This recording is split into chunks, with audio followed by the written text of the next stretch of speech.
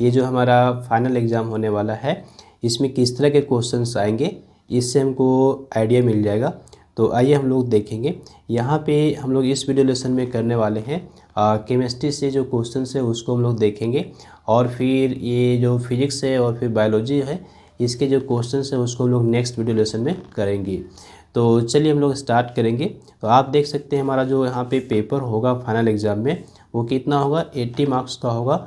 20 marks जो होगा वो हमारा इंटरनल असेसमेंट होगा, वो हमारा स्कूल से मिलने वाला है। तो यहाँ पे टोटल 3 आवर्स हम लोग को मिल जाएंगे। 3 आवर्स में हम लोगों को यहाँ पे सारे क्वेश्चंस के आंसर करने हैं, और टोटल मार्क्स कितने हैं 80। यहाँ पे 20 मार्क्स हमारा और होगा जो कि हमारा इंटरनल असेसमेंट होगा, और वो हम लोग को स्कूल से मिलने वाला है। यहाँ पे देखिए जो हमारा क्वेश्चन पेपर है टोटल 4 सेक्शन में डिवाइडेड है, A B C D करके 4 सेक्शंस होंगे। सेक्शन ए की बात करें तो सेक्शन ए में हमारा जो होगा वो शॉर्ट आंसर टाइप का भी हो सकता है, MCQ भी हो सकता है, असर्शन रीजन भी रहेगा, और जो भी होगा उसको हम लोग शॉर्ट में आंसर करेंगे, एक वर्ड में आंसर करेंगे या तो फिर एक सेंटेंस में आंसर करेंगे।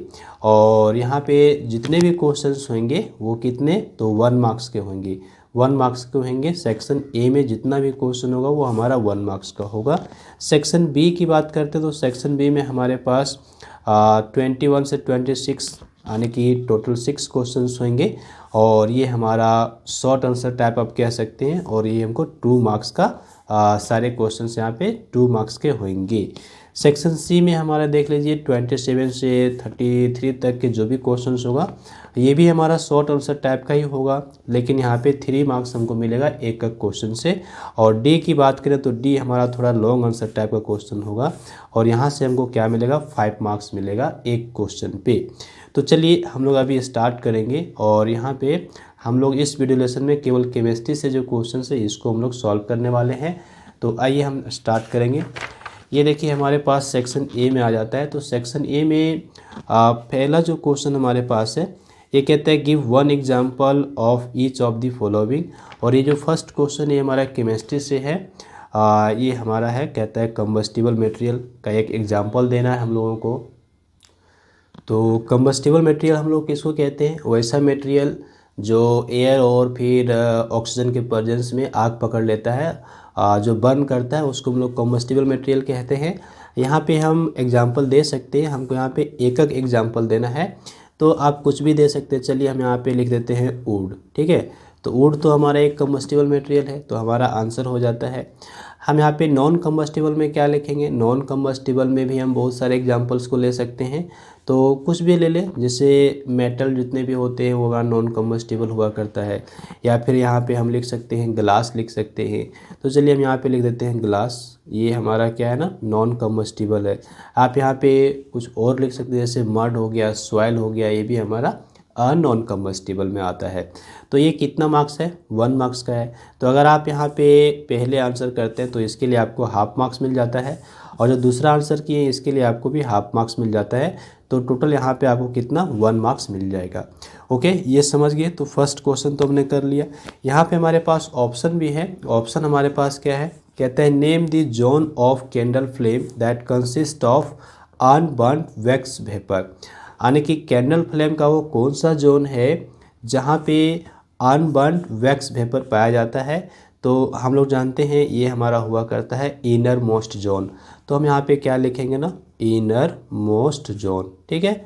इनर मोस्ट जोन हमारा होता है, उसमें अनबर्न्ड वैक्स वेपर पाए जाते हैं। जो कैंडल फ्लेम हुआ करता है वो 3 जोन्स में डिवाइडेड होते हैं, हम लोग को पता है। जो इनर मोस्ट जोन होता है वो सबसे लिस्ट हॉट होता है, सबसे कम गर्म वही होता है।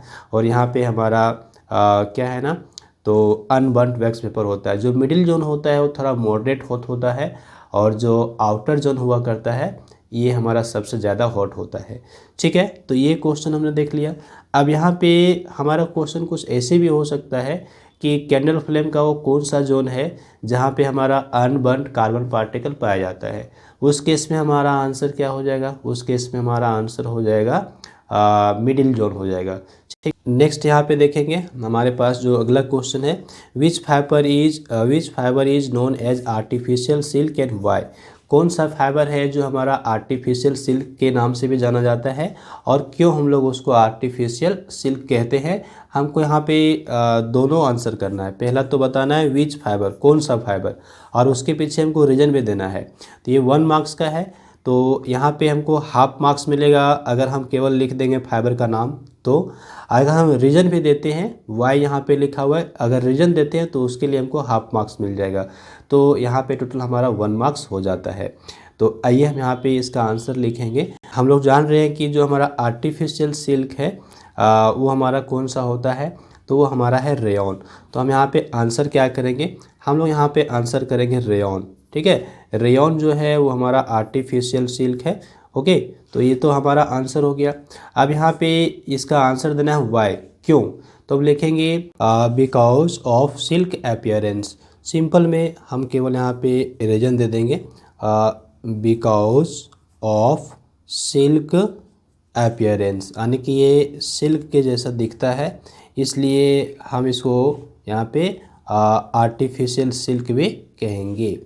तो अगर हम यहाँ पे केवल रेयॉन लिखते हैं तो उसके लिए हाफ मार्क्स, और अगर हम यहाँ पे रीजन भी देते हैं तो इसके लिए हमको हाफ मार्क्स मिल जाएगा। तो कुल मिला के हमको कितना मार्क्स मिलेगा, यहाँ पे 1 मार्क्स हमको मिल जाएगा। यहाँ पे ऑप्शन भी हमारे पास है, हम चाहे तो इसका भी आंसर कर सकते हैं, लेकिन दोनों में से किसी एक का ही आंसर करना है हम लोगों को। कहता है name the plastic used for making handles of cooking utensils and why. फिर से यहाँ पे आप देख सकते हैं, हमको फिर से यहाँ पे 2 पार्ट में आंसर करना है। पहला तो उस प्लास्टिक का नाम बताना है जिसका हम लोग यूज करते हैं कुकिंग यूटेंसिल्स का हैंडल बनाने के लिए, और क्यों करते हैं वो भी हमको लिखना पड़ेगा। फिर से हमको यहाँ पे हाफ मार्क्स मिलेगा। ठीक है, तो कौन सा प्लास्टिक है जो कुकिंग यूटेंसिल्स के हैंडल में यूज हुआ करता है, तो वो हमारा होगा बेकेलाइट। हम लोग यहाँ पे लिखेंगे बेकेलाइट। बेकेलाइट हमारा प्लास्टिक है, ये थर्मोसेटिंग प्लास्टिक है, हम लोग जानते हैं। ठीक है, तो बेकेलाइट का यूज़ करेंगे हम लोग कुकिंग यूटेंसिल्स का हैंडल बनाने के लिए। अब क्यों करेंगे, तो इसका आंसर होगा चूँकि ये हीट को अच्छे से कंडक्ट नहीं करता है, ये पुअर कंडक्टर होता है हीट का, इसलिए हम लोग इसका यूज करते हैं कुकिंग यूटेंसिल्स के हैंडल को बनाने के लिए। हम लोग लिखेंगे because it is poor conductor of heat. ये जो है हीट को अच्छे से कंडक्ट नहीं करता है, यानी कि ये गर्म नहीं होगा, तो हम लोग आसानी से कुकिंग का काम कर सकते हैं। तो पुअर कंडक्टर ऑफ हीट की वजह से हम इसको कहाँ पे यूज़ करते हैं, कुकिंग यूटेंसिल्स का हैंडल बनाने के लिए। तो ये हमने 2 क्वेश्चंस यहाँ पे कर लिए। जो फर्स्ट और सेकंड जो हमारा है ये हमारा केमिस्ट्री से था, इसको हमने देख लिया। चलिए नेक्स्ट हम यहाँ पे आगे बढ़ लेते हैं। अब नेक्स्ट हमारा यहाँ पे क्वेश्चन नंबर 14 है जो कि केमिस्ट्री का है, और ये असर्शन रीजन बेस्ड क्वेश्चन है। तो यहाँ पे हम लोगों को करना क्या है, हम लोग अच्छे से समझ लेंगे। तो एक हमारा असर्शन है, आप देख सकते हैं, एक हमारा रीजन है। हम लोग को क्या करना है, पहले इस सेंटेंस को अच्छे से पढ़ लेना है, दोनों ही सेंटेंस को पढ़ना है, और फिर ये चेक करना है कि इसमें से ये कौन सा हमारा ट्रू है, कौन सा हमारा फॉल्स है, या फिर दोनों ट्रू है या फिर दोनों फॉल्स है, ये हमको करना है। तो आइए हम लोग यहाँ पे पढ़ते हैं। कहते हैं this middle zone of candle flame is also called luminous zone. क्या जो मिडिल जोन है वो हमारा लुमिनस जोन कहलाता है? यस, कहलाता है। तो ये हमारा जो असर्शन है ये क्या है, ट्रू है।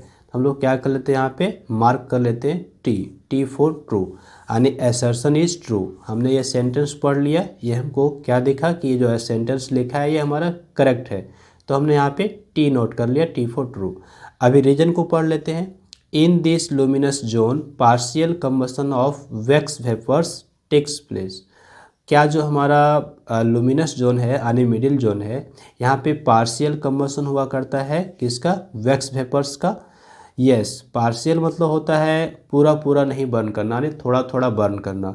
तो थोड़ा सा बर्न कर रहा है कौन, वैक्स वेपर, कहाँ पर, मिडिल जोन में, लुमिनस जोन में। क्या ये ट्रू है? यस, ये ट्रू है, क्योंकि जो हमारा मिडिल जोन होता है उसमें हमारा पार्शियल कंबशन होता है, यानी कंप्लीटली बर्न नहीं करता है, कौन, वैक्स वेपर। ठीक है, तो ये हमने यहाँ पे ट्रू कर लिया। अब देखिए दोनों ही हमारे ट्रू होगी, तो हमको यहाँ पे आंसर क्या करना पड़ेगा, हम लोग यहाँ पे आंसर क्या करेंगे ये हम लोग समझ लेते हैं। तो देखिए आंसर जो हमारा होगा ये यहाँ से होगा। यहाँ पे क्या कहता है, देखिए कहा गया है both A and R true and R is the correct explanation of A, तब हमको क्या लिखना है, 1 लिखना है। आंसर में क्या लिखना है हमको, 1 लिखना है।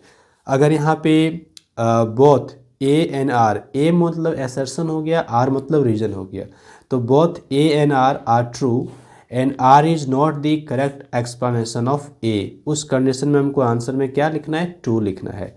ठीक है, यहाँ पे कहा गया ना, select the correct answer to this questions from the code 1 2 3 4 as given below.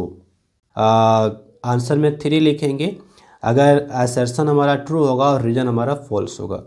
Answer में हम लोग 4 लिखेंगे अगर असर्शन हमारा फॉल्स होगा और रीजन हमारा क्या होगा, ट्रू होगा। तो यहाँ पे हमारा तो दोनों ही ट्रू है, तो both assertion and reason are true, यहाँ भी दोनों है।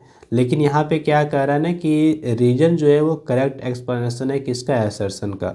यहाँ पे कह रहा है रीजन करेक्ट एक्सप्लेनेशन नहीं है असर्शन का, असर्शन का। ठीक है, तो क्या ये जो हमारा स्टेटमेंट है, ये हमारा जो रीजन है ये हमारा असर्शन को एक्सप्लेन करता है?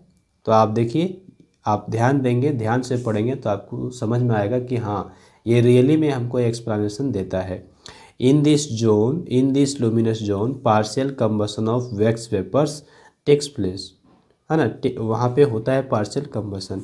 Middle zone of candle flame is called luminous zone, luminous zone कहलाता है। ठीक है, और यहाँ पे पार्शियल कंबशन हो रहा होता है, तो ये एक्सप्लेन कर रहा है, इसलिए आंसर में हम यहाँ पे क्या लिखेंगे, आंसर में हम लोग को यहाँ पे 1 लिखना पड़ेगा। ठीक है, आंसर में हम लोग यहाँ पे क्या लिखेंगे, 1 क्यों लिखे तो हम लोग समझ गए हैं। तो हमारा यहाँ पे 1 हो गया। अब हम चाहेंगे तो यहाँ पे जो पूरा सेंटेंस लिखा हुआ है ना, ये पूरा सेंटेंस को हम लोग यहाँ पे नोट कर सकते हैं, या अगर हम नहीं नोट करते हैं तो भी कोई दिक्कत नहीं है, हमारा आंसर तो यहाँ पे हो ही गया है। तो चलिए हम लोग यहाँ पे नोट ही कर देते हैं। हम लोग लिख देते हैं both assertion and reason are true, दोनों क्या है हमारे ट्रू हैं। And reason is the correct explanation of assertion. ठीक है, ये हम लोग लिखेंगे। तो इतना करने से हमको यहाँ पे कितना मार्क्स मिलेगा, ये हमारा है 1 मार्क्स का। नेक्स्ट हमारा जो क्वेश्चन नंबर 18 है, ये हमारा केमिस्ट्री से है। तो आइए हम इसका आंसर करेंगे, और ये हमारा पैसेज टाइप का है। आप देख सकते हैं यहाँ पे हमारे पास एक पैसेज दिया हुआ है, इसको हम पढ़ेंगे। और यहाँ पे MCQs है, तो केवल हमको टिक करने हैं आंसर्स को। तो आइए पहले लोग पैसेज को यहाँ पर रीड आउट करते हैं, देखते हैं क्या कहा गया है पैसेज में। तो यहाँ पे कहता है, read the following and answer any 4 questions from 18(1) to लेकर के 18(5), यानी कि यहाँ पे 5 क्वेश्चन दिए गए, लेकिन हमको 4 क्वेश्चन ही करने हैं। ठीक है, और एक क्वेश्चन का आंसर करने से हमको यहाँ पे 1 मार्क्स मिल जाएगा, तो 4 क्वेश्चन का आंसर करने से हमको यहाँ पे 4 मार्क्स मिल जाएंगे टोटल। कहा गया है, the clothes we wear are made of fabric and fabrics are made of fibres, जो हम लोग कपड़ा पहनते हैं वो किससे बना हुआ होता है, फैब्रिक से बना हुआ होता है। और ये जो फैब्रिक्स हैं ये हमारा किससे बना हुआ होता है, फाइबर से बना हुआ होता है। विच में that B obtain from natural sources और साइंथेटिकली प्रिपेयर्ड, जो हमारा फाइबर होता है ना, वो फाइबर नेचुरल फाइबर भी हो सकता है, या फिर उसको हम लोग सिंथेसाइज कर सकते हैं लैब में। ये हो गया। नेक्स्ट है, synthetic fibres consist of long chains which are formed by joining together of a large number of small molecules. आप देख सकते हैं जो सिंथेटिक फाइबर्स है ना, वो क्या होता है, लॉन्ग चेन के रूप में हुआ करता है, जो आपस में बना हुआ होता है स्मॉल मॉलिक्यूल से। जो स्मॉल मॉलिक्यूल से उसको हम लोग मोनोमर्स कहेंगे। ठीक है, वो आपस में ज्वाइन होकर के लंबा चेन बनाता है, जिसको लोग फाइबर्स कहते हैं। स्मॉल मॉलिक्यूल्स और कॉल्ड मोनोमर्स। देखिए, जो स्मॉल मॉलिक्यूल्स हमारा है वो क्या कहलाता है, मोनोमर्स कहलाता है। And the long chain formed by there joining together is called polymer, और जो हमारा लंबा चेन बन जाता है वो हमारा क्या कहलाता है, पॉलीमर कहलाता है। राइट। नेक्स्ट कहता है, नेक्स्ट पैराग्राफ में, synthetic fibres are more durable and affordable, are light, are resistant to mould and are easy to maintain. जो सिंथेटिक फाइबर है उसको मेंटेन करना आसान होता है, और ये मॉथ रेसिस्टेंट होते हैं। ओके, और ये हमारा ज़्यादा अफोर्डेबल है, ड्यूरेबल होता है। These are some of the reasons which make synthetic fibres more popular than natural fibres. और ये इस रीजन के वजह से, ये सारे कुछ रीजन्स हैं, इसके वजह से जो सिंथेटिक फाइबर है वो ज़्यादा हमारा पॉपुलर हो जाता है। किसके रिस्पेक्ट में? तो नेचुरल फाइबर के रिस्पेक्ट में। But they have demerits too, लेकिन इसके कुछ डीमेरिट्स भी हैं। They are non biodegradable and take hundreds of years to decompose in nature. अब इसका यहाँ पे डीमेरिट क्या है कि ये नॉन बायोडिग्रेडेबल है और ये डिकम्पोज होने में बहुत समय लगाते हैं, हंड्रेड्स ऑफ ईयर्स लगाते हैं। Also synthetic fibres melt readily on heating, so if cloth is made of synthetic fibres catch fire it can be disastrous. तो आप देख सकते हैं कि अगर ये हमारा सिंथेटिक फाइबर है, ये बड़े आसानी से आग पकड़ लेता है। ओके, बहुत जल्दी मेल्ट करता है, और अगर इसमें आग पकड़ता है तो ये क्या हो सकता है? हानिकारक हो सकता है, डिजास्टर्स हो सकता है। अब ये तो हम लोग पैसेज को पढ़ लिए, अभी हम लोग को क्या करने हैं? आंसर्स करने हैं। तो यहाँ पे क्वेश्चंस हमारे पास देखिए, आइए हम लोग कर लेंगे। पहले कहता है which of the following is a natural, और यहाँ पे कॉमा भी है, प्लांट फाइबर। तो नेचुरल है यानी नेचर से मिल रहा है, और कहाँ से? तो प्लांट से मिल रहा है। तो सिल्क तो हमको सिल्क वॉर्म से मिलता है, तो ये तो प्लांट से नहीं मिला, तो ये तो आंसर नहीं होगा। वूल हमारा प्लांट से मिलता है, ठीक है। नहीं, वूल तो हमको मिलता है किससे? सीप से मिलता है, तो ये हमारा एनिमल से मिल रहा है, तो एनिमल फाइबर हुआ। रेयॉन तो हमारा बन रहा होता है किससे? ये तो हमारा रीजेनरेटेड फाइबर है, इसलिए इसको हम प्योरली नेचुरल नहीं कह सकते। जूट, यस, जूट हमारा है जो कि नेचुरल है, प्योर नेचुरल है, और प्लांट से मिल रहा है। तो हम यहाँ पे किसके साथ जाएंगे? हम लोग जूट के साथ जाएंगे, जूट हमारा करेक्ट आंसर हो जाएगा। दूसरा देखिए, विच of the following is not a polymer. यहाँ पे कौन सा है जो पॉलीमर हमारा नहीं है? ठीक है, जो हमारा पॉलीमर नहीं है उसको हम क्या करेंगे? यहाँ पे टिक आउट करेंगे। तो देखिए पॉलीमर मतलब क्या हुआ, यहाँ पे आप देखिए पॉलीमर जो हमारा है वो मोनोमर से बना हुआ है, और मोनोमर हमारा क्या है? एक मॉलिक्यूल है, स्मॉल मॉलिक्यूल, यानी कि सिंथेटिक फाइबर है।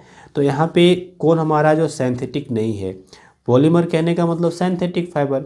तो नायलॉन तो हमारा सिंथेटिक फाइबर है, एक्रिलिक भी हमारा सिंथेटिक फाइबर है, वुड हमारा सिंथेटिक फाइबर नहीं है, ये नेचुरल फाइबर है। पॉलीथीन हमारा सिंथेटिक फाइबर है। तो हम यहाँ पे क्या करेंगे ना, सी को टिक आउट कर लेंगे। कहता है which of the following is not a polymer, है ना, वुड जो है ये हमारा पॉलीमर नहीं है। Okay, third number question, cloth is made of which of the following fibres should be avoided while working in kitchen. जब हम लोग किचन में काम करते हैं तो किस तरह के कपड़े को अवॉइड करना चाहिए? अवॉइड करना चाहिए मतलब नहीं पहनना चाहिए, उसको दूर रखना चाहिए। जब हम लोग किचन में हैं तो उस जगह पे यूज नहीं करना है। कौन सा? तो जो सिंथेटिक फाइबर होगा वही हमारा जल्दी से आग पकड़ लेता है, ठीक है, और इसलिए उसको हम लोग किचन में यूज नहीं करते हैं। तो चलिए यहाँ पे आप टिक आउट कर लीजिए। तो हमारे पास पहला क्या है यहाँ पे? कॉटन तो हम यूज करेंगे ही करेंगे, ठीक है। और दूसरा हमारे पास यहाँ पे क्या है? सिल्क तो हमारा सिल्क वर्म से मिल रहा होता है, तो नेचुरल फाइबर है। जूट हमारा नेचुरल फाइबर है। यहाँ पे टेरिल हमारा सिंथेटिक फाइबर है, और इसी का हम यूज नहीं करेंगे कहाँ पे? किचन में। इसको टिक कर लिए। ध्यान रखिए यहाँ पे हमको 4 क्वेश्चंस के ही आंसर देने हैं, ठीक है। तो 3 क्वेश्चंस तो हमने दे ही दिए। अभी हमारा क्वेश्चन नंबर 18 है। तो 18 में क्वेश्चन नंबर 4 है, इसको आप देखिए। कहता है clothes made of which of the following fibres are most likely to get spoiled when stored in a hot humid place. कौन सा हमारा यहाँ पे फाइबर है? Following fibre most likely to get spoiled, यानी कि स्पॉइल्ड होने का मतलब, कहने का मतलब ख़राब हो जाना, ठीक है, जो जल्दी से हमारा ख़राब हो जाए, ठीक है। तो अब आपको बताना है कि आंसर यहाँ पे हमारा क्या होगा। तो आप देखिए यहाँ पे क्या क्या हमारा कॉटन है, नायलॉन है, वूल है, और टेरिलिन है। तो आप यहाँ पे देखिए कि स्पॉइल्ड हो जा रहा है। स्पॉइल्ड हो जा रहा है मतलब ख़राब हो जा रहा है, यानी मौत उस पे आगे अटैक कर लिया। तो ये कौन सा होता है? हमारा नेचुरल फाइबर होता है, जो कि आसानी से हमारा जल्दी ख़राब हो जाता है, जिसका लाइफ लंबा नहीं होता है। तो सिंथेटिक फाइबर का तो लाइफ लंबा होता है, ये हम लोग जानते हैं। तो सिंथेटिक फाइबर जो होगा वो हमारा आंसर नहीं होगा। कहा गया है clothes made of which of the following fibres are most likely to get spoiled, जो जल्दी से ख़राब हो जाए, जिसका लाइफ कम हो।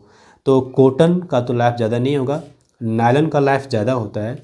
ऊल, यानी कि जो हमारा ऊल है नेचुरल फाइबर है, इसका लाइफ कम होगा। टेरिलिन का लाइफ ज़्यादा होगा। ठीक है, तो यहाँ पे आप ऑप्शन देखिए, यहाँ पे 2, 3 एंड 4। ठीक है, तो यहाँ पे 2, 3 एंड 4 तो नहीं हो सकता है। क्यों नहीं हो सकता है? तो आप यहाँ पे देखिए, हमारा जो स्पॉइल्ड हो जाएगा, कौन कौन स्पॉइल्ड हो जाता है?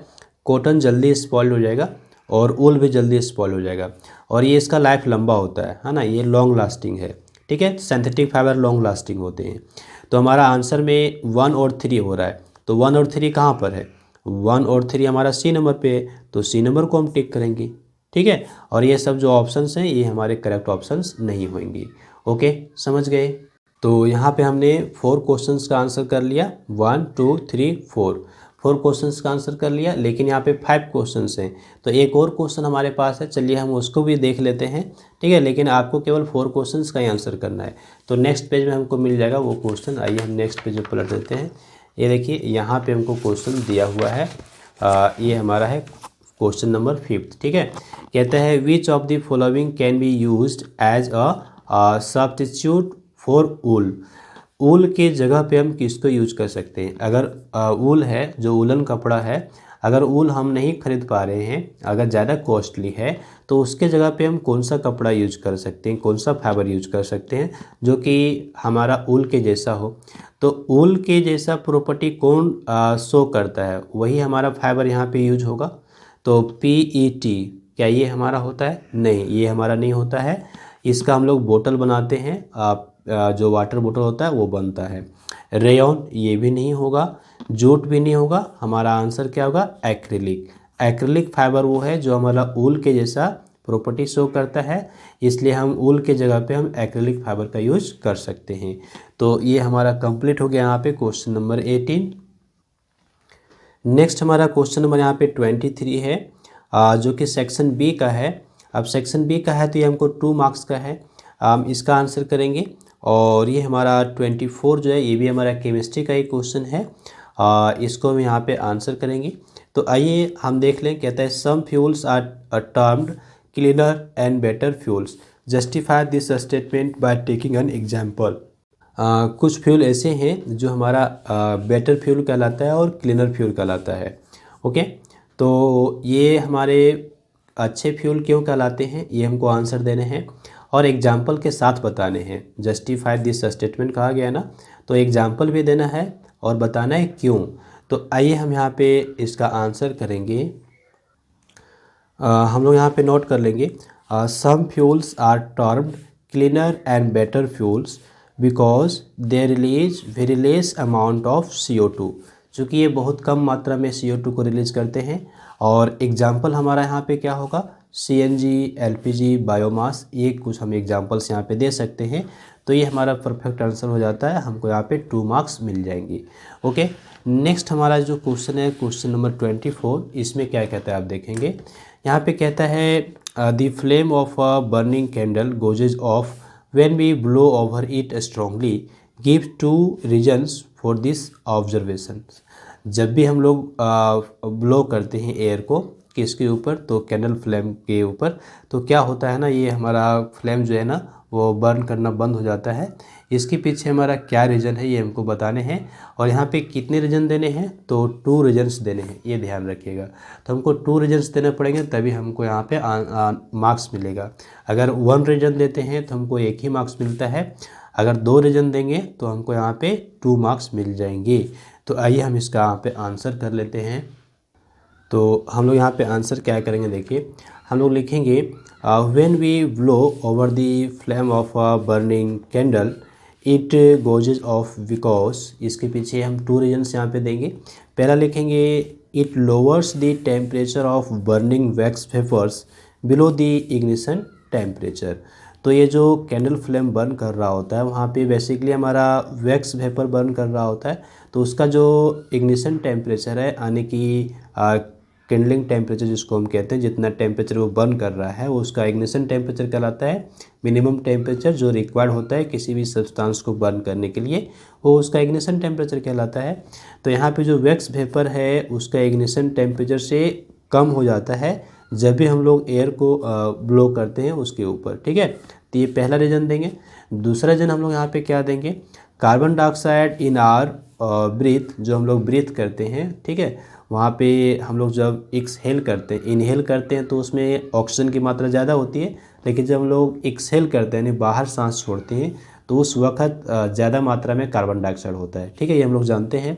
तो carbon dioxide in our breath acts as fire extinguisher, वो हमारा एक फायर एक्सटिंग्विशर की तरह से भी वर्क करता है। तो ये हमारा यहाँ पे करेक्ट आंसर हो जाता है। ओके, तो इस तरह से हमने यहाँ पे 24 नंबर का आंसर कर लिया। अब नेक्स्ट हमारे पास आता है क्वेश्चन नंबर 28 जो कि हमारा है केमिस्ट्री का, ये सेक्शन सी का है, ठीक है। तो सेक्शन बी से हमारे पास 2 ही क्वेश्चंस थे। ओके, तो यहाँ पे देखिए कहता है give reason for the following, metals have high tensile strength, जो मेटल्स होते हैं उसका टेंसाइल स्ट्रेंथ ज़्यादा होता है, यानी कि ज़्यादा वो लोड को कैरी कर सकता है। ओके, इसके पीछे क्या रीजन्स हैं, तो यहाँ पे 3 क्वेश्चंस हैं और एक मार्क्स का है। तो आइए हम लोग 1 बाय 1 सारे क्वेश्चंस का आंसर कर लेते हैं। तो जो मेटल्स होते हैं उसका टेंसाइल स्ट्रेंथ ज़्यादा होता है और उसके पीछे रीजन्स क्या है, तो इसकी डक्टिलिटी और मैलिएबिलिटी। लिखेंगे metals have high tensile strength due to their ductility and malleability. बस इतना लिखने से हमको यहाँ पे 1 मार्क्स मिल जाएगा। और नेक्स्ट हमारे पास आता है क्वेश्चन नंबर बी टाइप। यहाँ पे कहता है red litmus paper shows a colour change when dipped in aqueous solution of magnesium hydroxide. ये जो हमारा रेड लिटमस पेपर है ना, इसको हम जब डिप करते हैं यानी कि डुबो देते हैं किसमें, aqueous solution of magnesium oxide का सॉल्यूशन में, तो ये कलर चेंज हमको देखने को मिलता है। इसके पीछे क्या रीज़न है ये हमको बताने हैं। तो आइए हम इसका आंसर भी यहाँ पे कर लें। तो हमारा आंसर यहाँ पे क्या होगा, हम लोग लिखेंगे aqueous solution of magnesium oxide is basic. ये जो हमारा एक्वस सॉल्यूशन होता है मैग्नीशियम ऑक्साइड का, ये क्या होता है, बेसिक होता है। So it changes red litmus paper two blue colour. ये जो हमारा बेसिक नेचर का होता है इसलिए ये रेड लिटमस पेपर को किस में चेंज करता है, ब्लू कलर में चेंज करता है। बस इतना हम लोग को यहाँ पे नोट करना है। अब लोग यहाँ पे थोड़ा सा ये ध्यान रखेंगे कि ये जो हमारा एसिड हुआ करता है ना, एसिड्स जो होते हैं वो क्या करते हैं, वो हमारा ब्लू लिटमस पेपर को रेड में चेंज करता है, ये आप ध्यान रखिएगा। एसिड्स जो होते हैं वो ब्लू लिटमस पेपर को किस में चेंज करते हैं, रेड में चेंज करते हैं। और जो बेसिस हुआ करते हैं, जो हमारा बेसिस हुआ करते हैं, बेसिक सॉल्यूशन जो होता है वो हमारा रेड लिटमस को ब्लू में चेंज करता है, आप ध्यान रखिएगा। रेड लिटमस पेपर को ब्लू कलर में चेंज कर देता है, यानी कि जस्ट एक दूसरे के ऑपोजिट है। तो बस आपको यहाँ पे ये ध्यान रखना है कि एसिड ब्लू को रेड चेंज करता है और बेसिस जो है वो रेड को ब्लू चेंज करता है। तो ये हमारा मैग्नीशियम ऑक्साइड मीन्स क्या हो गया, MgO। ये हमारा MgO है, मैग्नीशियम का ऑक्साइड। अब यहाँ पे एक्वस सॉल्यूशन है, तो एक्वस सॉल्यूशन कहने का मतलब है कि इसको वाटर के साथ मिक्स किया गया है।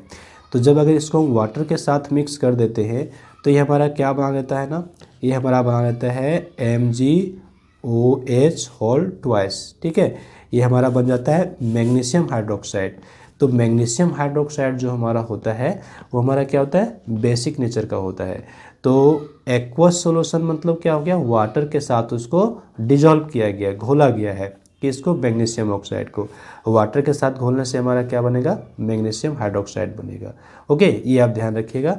तो अभी हमारा ये किस में चेंज कर देगा, रेड लिटमस पेपर को ब्लू में चेंज करेगा, चूँकि ये एक बेस है हमारा। तो ये सब हमको कुछ आंसर नहीं करना है, ये सब हमारा बस केवल ऐसे ही था, ठीक है। हमको केवल यहीं तक आंसर करना है, ये एक सेंटेंस हमको लिखना है, हमारा आंसर कंप्लीट हो जाता है। ओके, नेक्स्ट यहाँ पे कहता है pure gold is not used for making jewellery. जो प्योर गोल्ड होता है 24 कैरेट का, वो हमारा प्योर गोल्ड होता है। तो 24 कैरेट का जो गोल्ड होता है प्योर गोल्ड है और इसका हम लोग यूज नहीं करते हैं कहाँ पे, तो ज्वेलरी बनाने में। तो 24 कैरेट्स के जो गोल्ड होते हैं वो प्योर गोल्ड्स होते हैं, और इसका हम यूज नहीं करते हैं किसमें, ज्वेलरी बनाने के लिए। इसके पीछे क्या रीज़न है, ठीक है। तो इसके पीछे जो रीज़न है वो एक ही है कि जो प्योर गोल्ड होता है 24 कैरेट्स का, ये बहुत ही सॉफ्ट होता है। अब इतना ज़्यादा सॉफ्ट होता है, ये सॉफ्ट होने की वजह से ये जिस शेप में हम इसको डिज़ाइन करेंगे, जो शेप इसको हम देंगे, वो शेप में ये अपने आप को नहीं रख पाएगा, यानी शेप हमारा बिगड़ जाएगा, ठीक है। लॉन्ग लास्टिंग नहीं होगा शेप उसका, कुछ देर तक उसका शेप रह सकता है लेकिन वो लॉन्ग लास्टिंग नहीं हुआ, इसलिए उसको हम क्या करते हैं ना, यूज नहीं करेंगे। तो हमारा आंसर क्या होगा यहाँ पे, हम लोग नोट करेंगे, pure gold is very soft so it is not used for making jewellery. Pure gold बहुत सॉफ्ट होता है, इसलिए हम लोग इसका यूज नहीं करते हैं ज्वेलरी बनाने के लिए। तो चलिए ये तो हमने यहाँ पे नोट कर लिया। अब ये 28 नंबर का हमने क्वेश्चन कर लिया। अब यहाँ पे देखिए 28 नंबर का जो क्वेश्चन है इसमें हमारे पास ऑप्शन भी है, ठीक है, ये ऑप्शनल है। अगर हम इसको नहीं सॉल्व करते हैं तो इसके जगह पे हम दूसरे क्वेश्चन को यहाँ पे सॉल्व कर सकते हैं। ये देखिए हमारे पास ऑप्शन में यहाँ पे आ जाता है, ये क्वेश्चन है, इसको हम यहाँ पे सॉल्व कर सकते हैं। तो यहाँ पे देखिए क्वेश्चन क्या है ना हमारे पास, कहता है both sodium and phosphorus catch fire on reaction with air. ये जो सोडियम है और फॉस्फोरस है ये दोनों ही आग पकड़ लेता है एयर के कांटेक्ट में आकर के। चूँकि ये जो सोडियम है फॉस्फोरस है इसका इग्निशन टेम्परेचर बहुत कम होता है और इसलिए हमारा एयर के कांटेक्ट में आने से आग पकड़ लेता है। तो अब इसको हम कैसे यहाँ पे प्रोटेक्ट करेंगे, कैसे हम इसको स्टोर करेंगे। कहता है suggest one way for each so as to prevent their contact with air. Air के कांटेक्ट में ये ना आए, इसके लिए हम लोग क्या करेंगे। दूसरा है कंप्लीट द फॉलोइंग रिएक्शंस। ये जो रिएक्शंस दिए हुए इसको कंप्लीट करना है। यहाँ पे प्रोडक्ट क्या बनेंगे ये हमको लिखने हैं और इसको फिर बैलेंस भी कर लेना है। तो हम यहाँ पे पहले ए नंबर का आंसर कर लेते हैं। हम लोग यहाँ पे नोट करेंगे sodium is stored under kerosene and phosphorus is stored under water. ये हमारा जो सोडियम होता है इसको हम केरोसिन में रखते हैं। चूँकि सोडियम वाटर के साथ रिएक्ट कर लेता है इसलिए सोडियम को हम वाटर में नहीं रख सकते, और ये फॉस्फोरस जो हमारा है ये हमारा वाटर से रिएक्ट नहीं करता है, इसलिए फॉस्फोरस को हम वाटर में रख सकते हैं, इसको केरोसिन में रखने की ज़रूरत नहीं है, ठीक है। तो phosphorus is stored under water and sodium is stored under kerosene, ये हमारा आंसर यहाँ पे हो जाएगा। और दूसरा हमारा है B number complete the following. तो इसको हम बड़े आसानी से यहाँ पे कंप्लीट कर सकते हैं। ये हमारा क्या है ना, बी नंबर पे एक रिएक्शन दिया हुआ है, ये carbon plus O2 that is oxygen, ये हमारा कार्बन डाइऑक्साइड गैस बनता है, हम लोग जानते हैं, वेरी कॉमन रिएक्शन है। अब इसको बैलेंस करें तो ये ऑलरेडी बैलेंस है, ये हमारा रिएक्टेंट साइड, ये हमारा प्रोडक्ट साइड। यहाँ पे कार्बन हमारा एक ही है, कार्बन के एक एटम है, यहाँ पे भी हमारा कार्बन का एक ही एटम है। ऑक्सीजन के 2 एटम्स है, यहाँ पे भी हमारा ऑक्सीजन के 2 एटम्स है, तो ये हमारा ऑलरेडी बैलेंस है। अब सेकंड जो रिएक्शन है ये हमारा आयरन का किसके साथ है ना, यहाँ पे आयरन है और आयरन हमारा रिएक्ट कर रहा है किससे, HCl यानी हाइड्रोक्लोरिक एसिड के साथ। तो हमारा प्रोडक्ट क्या बनेगा, हमारा प्रोडक्ट यहाँ पे बनेगा ये जो हमारा क्लोरीन है ये आयरन के साथ रिएक्ट कर लेता है, तो FeCl2 हम लोग यहाँ पे लिख सकते हैं और हाइड्रोजन गैस हमारा यहाँ पे निकल जाएगा, ठीक है। ये हमने कर लिया। अब बैलेंस करना है, तो बैलेंस करने के लिए हमको यहाँ पे कोफिशिएंट में नंबर पुट करने पड़ेंगे, हम फॉर्मूला में अल्टर नहीं कर सकते। तो अभी हम यहाँ पे क्या करते ना, हम यहाँ पे देख लेते हैं कि हाइड्रोजन हमारा यहाँ पे 2 एटम्स है हाइड्रोजन के रिएक्टेंट साइड में, और यहाँ ये रिएक्टेंट हमारा ये हुआ, ये प्रोडक्ट हो गया। प्रोडक्ट साइड में हमारे पास हाइड्रोजन के 2 एटम्स हैं और रिएक्टेंट साइड में हाइड्रोजन के एक ही एटम है, तो हम क्या करते हैं यहाँ पे 2 पुट कर लेते हैं। तो जैसे ही 2 पुट करेंगे हमारे पास हाइड्रोजन के 2 एटम्स हो जाएंगे और यहाँ पे हाइड्रोजन के 2 एटम्स हैं, तो हाइड्रोजन तो हमारा बैलेंस हो गया। अब देखिए क्लोरीन, जब हमने यहाँ पे 2 पुट किया तो ये हाइड्रोजन के लिए भी था और क्लोरीन के लिए भी था, तो क्लोरीन के लिए 2 एटम्स हो गए और यहाँ पे क्लोरीन के हमारे पास 2 एटम्स है। ओके, क्लोरीन बैलेंस हो गया, हाइड्रोजन भी बैलेंस हो गया, आयरन के एक एटम है यहाँ पे प्रोडक्ट में और रिएक्टेंट में भी एक ही एटम है। तो इस तरह से हमारा जितने भी एलिमेंट्स के एटम थे सब बैलेंस हो गए। आयरन का भी हमारा बैलेंस हो गया, हाइड्रोजन भी बैलेंस हो गया और क्लोरीन भी बैलेंस हो गया, तो ये हमारा बैलेंस रिएक्शन हो जाता है। तो इतना हमको यहाँ पे करना पड़ेगा। ओके, नेक्स्ट हमारे पास क्वेश्चन आता है 30 और 30 नंबर क्वेश्चन ये केमिस्ट्री का है, आप देखिए। और यहाँ पे क्या कहता है, why petroleum needs to be refined. जो हमारा पेट्रोलियम है उसको हम लोग क्यों रिफाइन करेंगे। Name a liquid and a solid product obtain bye refining of petroleum, give one use of each product so obtained. देखिए हमको यहाँ पे एक एक का जो प्रोडक्ट है हमको क्या बताना पड़ेगा, यहाँ पे उसके यूजेज बताने पड़ेंगे। तो चलिए हम यहाँ पे पहला आंसर कर लेते हैं और फिर इसके बाद दूसरा आंसर भी करेंगे। तो हम लोग यहाँ पे नोट करेंगे, to separate the components of petroleum in their useful forms we need to refine it. ये जो हमारा पेट्रोलियम है ये तो हमारा क्रूड ऑयल होता है, कच्चा तेल होता है।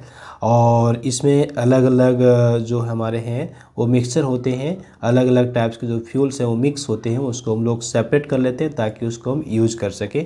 जैसे डीजल हो गया, केरोसिन हो गया, पेट्रोल हो गया, ये सब मिक्स होते हैं, वो हमारा क्रूड ऑयल कहलाता है। और इसको हम सेपरेट करते हैं और सेपरेट करने का जो प्रोसेस है उसी को तो हम लोग कहते हैं रिफाइनिंग ऑफ पेट्रोलियम। तो क्यों रिफाइनिंग कर रहे हैं, क्योंकि अलग अलग हो जाएगा कंपोनेंट और उसको हम बड़े आसानी से यूज कर सकते हैं। तो ये हमारा आंसर यहाँ पे कंप्लीट हो जाता है। नेक्स्ट हमारे पास जो क्वेश्चन है ये देखिए, name a liquid and a solid product obtain bye refining of petroleum. जो हमारा पेट्रोलियम है उसका जो हमारा प्रोडक्ट है उसमें से एक हमको सॉलिड प्रोडक्ट बताना है और एक हमको लिक्विड प्रोडक्ट बताना है, ठीक है। एक लिक्विड प्रोडक्ट और एक सॉलिड प्रोडक्ट बताना है और उसके यूजेज भी हमको देने हैं। Give one use of each product so obtain. जो हमारा प्रोडक्ट बनेगा उसका हमको क्या करना है ना, यहाँ पे यूजेज भी लिखने हैं। तो हम लोग यहाँ पे पहले लिखेंगे लिक्विड प्रोडक्ट। लिक्विड प्रोडक्ट में हमने यहाँ पे लिया है पेट्रोल, आप कुछ और ले सकते हैं, जैसे डीजल भी ले सकते हैं, केरोसिन भी ले सकते हैं, ठीक है, फ्यूल ऑयल भी ले सकते हैं। तो पेट्रोल मैंने लिया है तो इसका यूज़ कहाँ करते हैं हम लोग, कार्स में और स्कूटर्स में करते हैं। तो it is used in cars and scooter. अगर आप यहाँ पे दूसरा लिखते हैं जैसे केरोसिन तो आप लिखिएगा यूज्ड इन लालटेन हो गए, डोमेस्टिक फ्यूल हो गया। और अगर आप लिखते हैं डीजल तो यूज्ड इन जनरेटर, जनरेटर में होता है, हैवी व्हीकल में यूज होता है। सॉलिड प्रोडक्ट में हमने यहाँ पे क्या लिखा है, asphalt. It is used for making roads. और एसफाल्ट का एक और यूज है coating underside of electric poles, हम लोग जानते हैं, वो भी यहाँ पे नोट कर सकते हैं। एसफाल्ट के जगह आप कुछ और दूसरा प्रोडक्ट लिख सकते हैं, जैसे पैराफिन वैक्स हो गया। तो अगर पैराफिन वैक्स लिखते हैं तो उसका यूज हमारा क्या होता है, मेकिंग कैंडल्स हो गया, मेकिंग ऑइंटमेंट हो गया, मेकिंग वैसलीन हो गया, ये सब यहाँ पे हम नोट करेंगे। तो हमको केवल यहाँ पे एक ही प्रोडक्ट लिखना था, लिक्विड का और एक सॉलिड का। तो हम यहाँ पे पेट्रोल लिख दिए और एस्फाल्ट लिख दिए, कुछ आप और लिख सकते हैं। 31 नंबर कहता है state 3 conditions required for combustion. Combustion के लिए हमारे पास 3 कंडीशन कौन कौन से हैं ये हमको यहाँ पे नोट करने हैं। तो इसका आंसर बहुत ही सिंपल होगा, हम लोग यहाँ पे नोट कर लेंगे। Condition required for combustion are, पहला लिखेंगे presence of combustible substance. Substance जो होगा वो कम्बस्टिबल नेचर का होना चाहिए तभी वो हमारा बर्न करेगा। प्रेजेंस ऑफ एयर और ऑक्सीजन, चूँकि एयर और ऑक्सीजन जो है सपोर्ट करता है कंबसन को, इसलिए ये हमारा होना ही चाहिए। और थर्ड लिखेंगे temperature should be more than ignition temperature. जो हमारा टेम्परेचर है वो हमारा कितना होना चाहिए, इग्निशन टेम्परेचर तो होना ही चाहिए, अगर उससे थोड़ा ज़्यादा है तो ठीक है, ठीक है, बट एटलीस्ट इग्निशन टेम्परेचर तक होना ही चाहिए। क्योंकि अलग अलग सब्सटेंसेस के इग्निशन टेम्परेचर अलग अलग होते हैं, तो जो उस सब्सटेंस का इग्निशन टेम्परेचर है उतना तो हमारा होना चाहिए, तभी वो सब्सटेंस हमारा बर्न करेगा, अदरवाइज वो बर्न नहीं करेगा। लास्ट क्वेश्चन हमारा यहाँ पे 35 नंबर है जो कि केमिस्ट्री का है और ये हमारा 5 मार्क्स का होगा। ये हमारा सेक्शन डी का क्वेश्चन है। कहता है how is pure gold rated in carats. तो कैरेट्स में हम प्योर गोल्ड को कैसे रेट करते हैं, कितना रेटिंग देते हैं। तो यहाँ पे जो हम आंसर लिखेंगे वो हमारा आंसर होगा 24 कैरेट्स, ठीक है। हम लोग प्योर गोल्ड को प्योर जो गोल्ड है यानी कि उसमें कुछ और भी नहीं मिला हुआ है, तो हमारा कितने कैरेट का हुआ करता है, 24 कैरेट। तो 24 कैरेट का अगर गोल्ड है तो हमारा क्या हो गया, प्योर गोल्ड हो गया। तो हम आंसर लिखेंगे 24 carat gold is pure gold. 24 carat gold is pure gold, ठीक है, ये हम लिखेंगे 24 carat gold is pure gold, ये हमारा हो गया, ठीक है। नेक्स्ट है डिफाइन अन एलॉय। ये जो हमारा एलॉय है ये क्या होता है, इसको डिफाइन करना है। और लिखता है why alloys are preferred for over pure metals. जो हमारा प्योर मेटल्स है उसके जगह हम लोग एलॉय को क्यों प्रीफर्ड करते हैं, इसके पीछे हमको रीज़न देने हैं। तो ये पहला क्वेश्चन जो हमारा 1 मार्क्स का है। ये दूसरा क्वेश्चन है, इस पर 2 पार्ट्स है, तो हमारा 2 मार्क्स का हो गया, 1 मार्क्स यहाँ पे, 1 मार्क्स यहाँ पे। और ये तो थर्ड सी नंबर है, ये भी हमारा 2 मार्क्स का क्वेश्चन है। तो ये इसको आंसर हम लोग कर लेंगे यहाँ पे। तो हम यहाँ पे आंसर नोट करेंगे। एलॉयज का पहले डेफिनेशन हम लोग लिखेंगे। N alloy is a homogeneous mixture of 2 और मोर मेटल्स और a metal and a non metal. ये हमको तो लर्न करना पड़ेगा कि जो एलॉय होता है वो होमोजेनियस मिक्सचर होता है। अब होमोजेनियस मिक्सचर क्या होता है? होमोजेनियस मिक्सचर कहने का मतलब थ्रू आउट दी मास जो हमारा होता है एक समान रूप से मिक्स होता है। जो भी सब्सटेंसेस को मिक्स कर रहे हैं वो यूनिफॉर्मली डिस्ट्रीब्यूटेड होता है। तो जो यूनिफॉर्म डिस्ट्रीब्यूशन होता है उसी को हम क्या कहते हैं, यहाँ पे होमोजेनियस मिक्सचर कहते हैं। तो एलॉय हमारा क्या है? होमोजेनियस मिक्सचर है ना, 2 और मोर मेटल्स का, या फिर यहाँ पे एक मेटल हो सकता है और एक नॉन मेटल भी हो सकता है। अब हम क्यों प्रीफर करते हैं मेटल के जगह हम लोग एलॉय क्यों यूज करते हैं? तो alloys are preferred over pure metals because they are stronger, harder and resistant to corrosion. चूँकि इसमें जंग नहीं लगता है एलॉय में, और एलॉय जो होते हैं स्ट्रोंगर होते हैं और हार्डर होते हैं, किसके रिस्पेक्ट में? तो प्योर मेटल के रिस्पेक्ट में। प्योर मेटल के रिस्पेक्ट में एलॉय हमारा क्या है ना, ज़्यादा स्ट्रॉन्ग होता है, हार्ड होता है और इसमें जंग भी नहीं लगता है, इसलिए हम एलॉय को यहाँ पे प्रीफर करते हैं। ओके, ये हमारा हो गया बी नंबर का आंसर। सी नंबर पे क्या कहता है देखिए, सी नंबर क्वेश्चन है हमारे पास, metals differ in their reactivity towards water. Water के साथ जो रिएक्ट करता है मेटल्स, वो अलग अलग मेटल्स अलग अलग रेट से रिएक्ट करते हैं। State the conditions under which following metals react with water. यहाँ पे कौन से कंडीशन है जिसमें हमारा ये सब जो मेटल्स हैं वो वाटर के साथ रिएक्ट करते हैं, इसको हमको बताने हैं। तो यहाँ पे हमारे पास 4 मेटल्स हैं। तो अगर हम लोग यहाँ पे एक कंडीशन देते हैं किसी एक मेटल का, तो हमको हाफ मार्क्स मिलेगा। Half marks, half marks, half marks, और ये हमारा टोटल कितने, 4, तो टोटल 2 मार्क्स हो गए। तो अभी देखिए आयरन हमारा किस तरह से रिएक्ट करता है। जो आयरन है वो हमारा स्टीम के साथ रिएक्ट करेगा, नहीं भाप के साथ रिएक्ट करता है, ये कोल्ड वाटर के साथ रिएक्ट नहीं करेगा। दूसरा जो जिंक है ये हमारा बॉइलिंग वाटर के साथ रिएक्ट करता है, यानी वाटर बॉयल कर रहा है तो यानी बहुत ज़्यादा हॉट है वाटर, तभी हमारा जिंक रिएक्ट करता है। और ये जो पोटासियम है ये नॉर्मल वाटर के साथ रिएक्ट कर लेता है और बहुत तेज़ रिएक्शन होता है potassium. It reacts vigorously with water, बहुत तेज़ी से रिएक्ट करता है और इतना फास्ट रिएक्शन होता है कि यहाँ पे आग भी पकड़ सकता है। ठीक है, आग पकड़ लेता है हमारा कौन, पोटासियम। तो पोटासियम बहुत फास्ट रिएक्ट करते हैं, ध्यान रखिएगा। और जो हीट जनरेट होता है और यहाँ पे जो हाइड्रोजन गैस निकल रहा होता है वो आग पकड़ लेता है। नेक्स्ट हमारे पास है मैग्नीशियम। मैग्नीशियम क्या है, it reacts with hot water. ये जो हमारा हॉट वाटर के साथ रिएक्ट करता है, यानी नॉर्मल वाटर के साथ रिएक्ट नहीं करेगा। ठीक है, तो ये हमने अलग अलग कंडीशन यहाँ पे नोट कर लिए हैं, जो मेटल्स हैं वो वाटर के साथ किस कंडीशन में रिएक्ट करते हैं। और यहाँ पे हमने केमिस्ट्री के जितने क्वेश्चंस थे वो हमने सारे क्वेश्चंस को यहाँ पे कंप्लीट कर लिया।